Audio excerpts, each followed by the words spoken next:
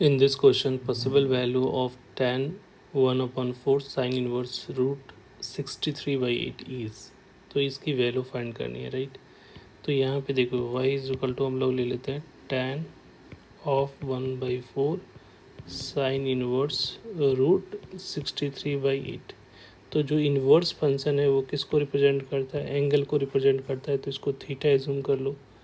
तो let sine inverse root under 63/8 equal to theta, और ये थीटा साइन इनवर्स की वैल्यू -π/4 से -π, इसका रेंज क्या होता है -π/2 से लेकर +π/2 तक के बीच में होता है।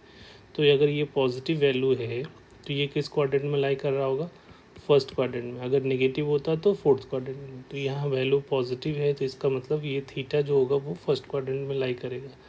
तो यहाँ से साइन थीटा की वैल्यू क्या आ जाएगी, रूट 63/8। अब ट्रायंगल रूल लगा लो यहाँ से। तो ये थीटा अगर लोगे तो ये रूट अंडर 63 और ये जो तुम्हारा 8 आ रहा है, तो पाइथागोरस थ्योरम लगाओगे तो 63 का स्क्वायर 64 माइनस 63 करोगे, क्योंकि इसका स्क्वायर तो ये वाला वैल्यू 1 आ जाएगी। ठीक है, तो यहाँ से कॉस थीटा की वैल्यू निकाल सकते हो, डेट इज इक्वल टू 1/8। और ये जो वैल्यू हो रही है इधर राइट साइड में देखोगे तो ये वैल्यू अब क्या हो जाएगी, ये वैल्यू हो जाएगी tan θ/4 हो रहा है, राइट। तो tan θ/4 को क्या लिख सकते हो, 1 minus cos θ/2 divided by sine θ/2।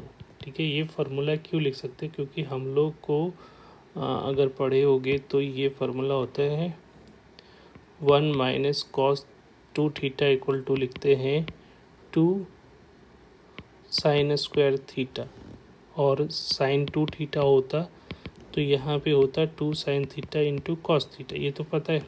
अगर 1 minus cos 2 theta divided by sine 2 theta अगर लिखा होता है तो ये वैल्यू जो आती है वो देखो, ऊपर में 2 साइन स्क्वायर थीटा, नीचे में 2 sine theta into cos theta, इस तरह से करोगे तो ये कैंसिल आउट होता है और ये वैल्यू tan थीटा आता है। तो यहाँ 2 थीटा था तो थीटा आता है, तो यहाँ θ/2 θ/4 है तो θ/2 करोगे तो इसका हाफ यहाँ पे एंगल मिलेगा। तो tan θ/2 के अगर निकालना है तो यहाँ पे 1 minus cos θ/2 divided by sine θ/2 लेना पड़ेगा, राइट। जैसे यहाँ पे 2 थीटा तो थीटा का डबल, तो यहाँ θ/4 का डबल करोगे तो ये क्या आ रहेगा θ/2। ठीक है, तो ये वैल्यू आ रही है।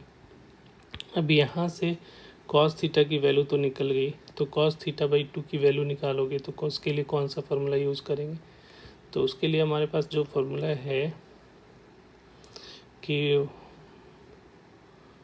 कॉस 2 थीटा इक्वल टू होता है साइन निकालने के लिए, और कॉस 2 थीटा का फार्मूला एक होता है हमारा 1 माइनस 2 साइन स्क्वायर θ/2। तो θ/, कॉस थीटा होता है तो यहाँ पे θ/2 किया तो यहाँ पे ये क्या हो जाएगा, थीटा हो जाएगा। तो ये 1/8 हो गया, 1 माइनस 2 साइन स्क्वायर θ/2। तो यहाँ से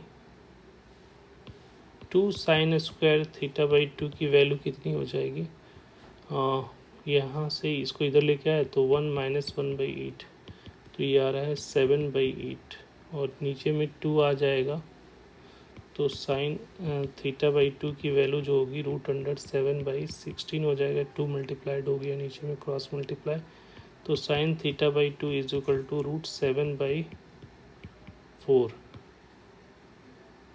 उसी तरीके से हम लोग कॉस θ/2 की वैल्यू निकालोगे तो यहाँ पे देखो ट्रायंगल रूल फिर से लगा लो। यहाँ पे ये θ/2 है, ये है रूट 7, इसको ले लिया ये 4, तो ये जो वैल्यू आएगी 7, रूट 7 का स्क्वायर कितना होता है 7 हो जाएगा, और 16 का स्क्वायर किया तो 16 माइनस 7, तो ये हमारा जो वैल्यू आएगा वो 9 हो जाएगा। तो 9 का रूट 3 हो जा रहा है, तो यहाँ से कॉस θ/2 की वैल्यू जो आएगी वो 3/4 हो जाएगा।